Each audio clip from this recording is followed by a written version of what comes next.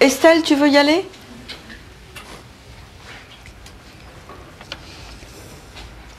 Il y a quelques années, la boulimie pour moi c'était l'urgence, combler ce vide immense que je ne ressentais même pas d'ailleurs, puisque dans ces moments-là, je n'étais pas capable de sentiments. J'étais intouchable, impénétrable. Il n'y avait qu'une seule chose, manger. Puisque je gardais chez moi que le strict minimum en nourriture et que j'achetais au jour le jour de quoi nourrir ma fille, 2 ans à l'époque, à chaque fois que ça me prenait, je n'avais rien à bouffer.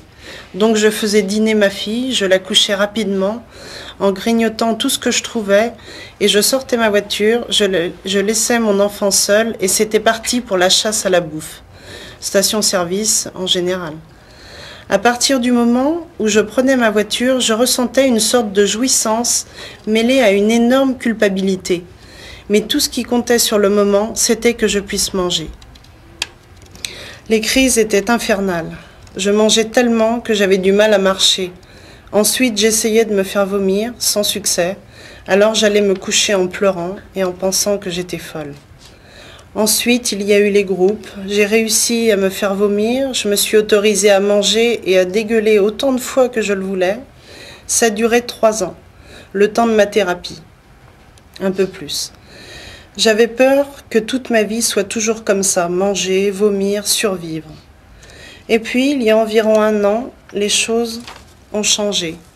Je n'arrivais pas à croire que je pouvais ressentir du bonheur, y avoir droit moi aussi. Il n'y a plus cette culpabilité et les quantités sont dérisoires.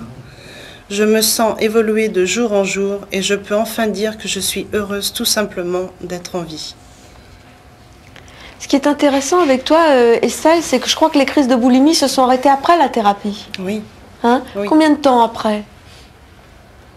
1 an et demi. 1 an et demi après la thérapie.